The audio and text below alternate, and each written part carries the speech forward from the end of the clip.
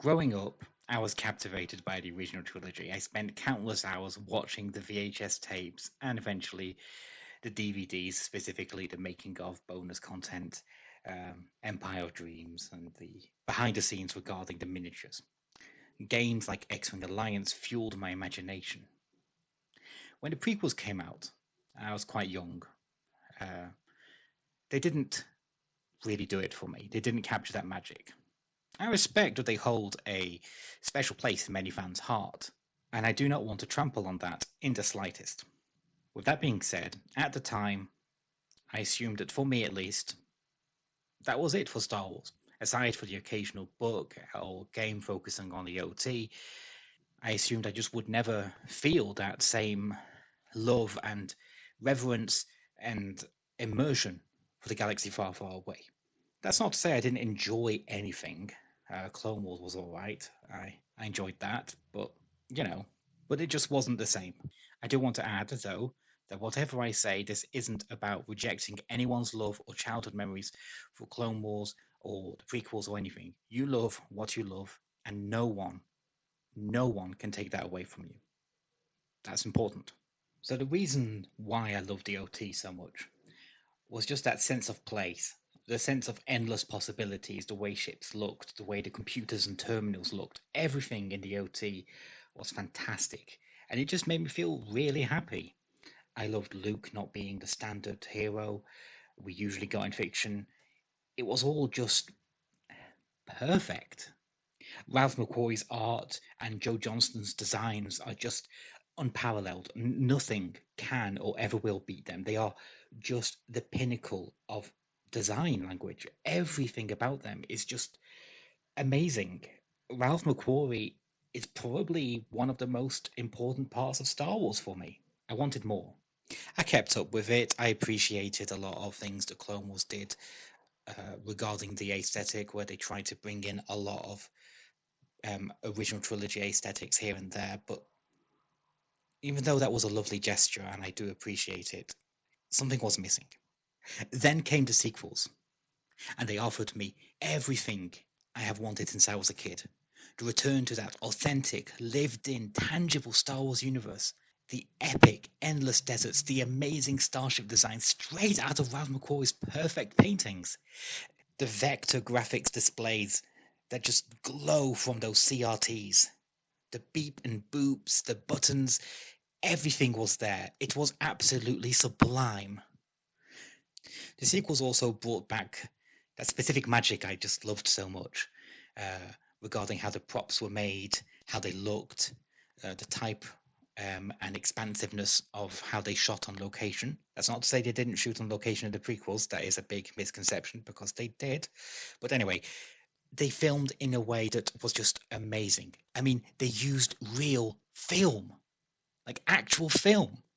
They used the same lens as the one from A New Hope. Like that's amazing. It's just so great. Um, that just that tactile feeling was there. Everything was perfect. The terminals with dividers and buttons and the kinetic directing style all contributed to this authentic Star Wars experience. The sequels use visuals to tell their story over exposition for the most part.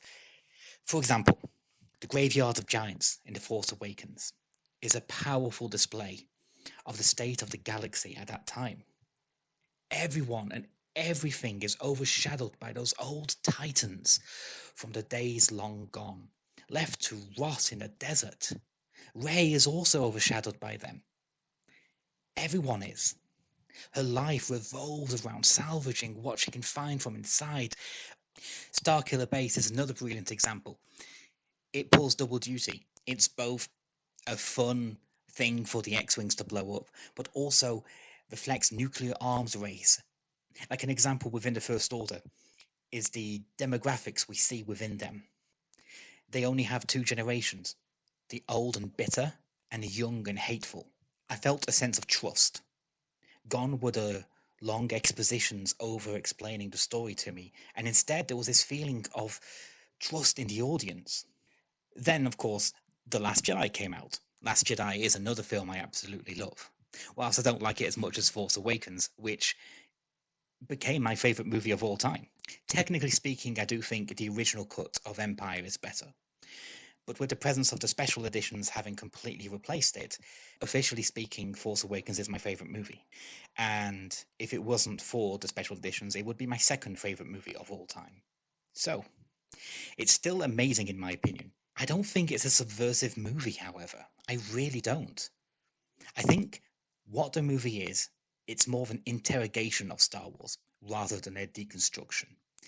It's about legacy again, but on a more meta level, The Force Awakens declares that Star Wars is a massive cornerstone and one of the most important things ever. The Last Jedi then asks why and if it's still worthy of that title. Kylo represents the negative view on this. He wants it to end, to start anew. Rey is positive, it matters. And Luke is more jaded, but he's from the original glory days. But by the end of the movie, Luke has found renewed faith in the Jedi, and therefore by extension Star Wars itself, and declares with pride that he is not the last Jedi, that war is not over. The movie ends with a triumphant declaration that Star Wars is important, and that the Jedi in universe are important, and that the Resistance rebellion will never give up, and that a new generation will rise. Now, The Rise of Skywalker is a strange movie, one that I think is misunderstood, but also very rushed. It's far from being a movie I dislike. I do enjoy it, but it's also just not as good as the other two. However, I do want to explore topics about this movie in individual videos because I think there's a lot to unpack and it's honestly quite interesting.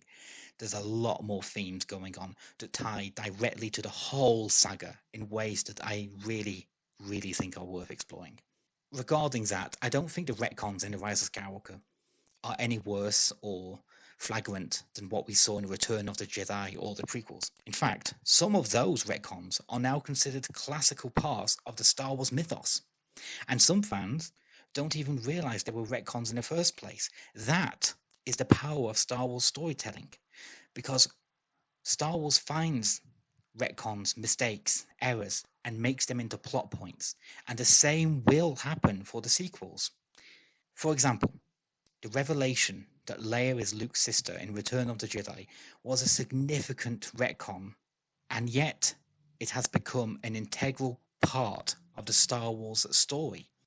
I don't think any of Rise of Skywalker's retcons are on the same level as Boba Fett being the origin of the clones or Padme dying in Revenge of the Sith.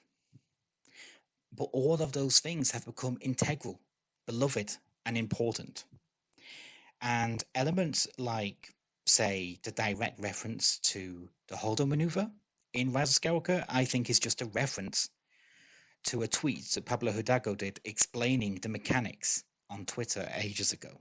So, in conclusion, the Star Wars sequels brought back the magic of the OT for me. They combined the best elements of the original films with new and exciting stories, and that's why I absolutely love them. That's why I want to see them explored further, and why I strongly believe that in time they will have a resurgence just like the prequels did, because they are fantastic movies, and they made my life so much better.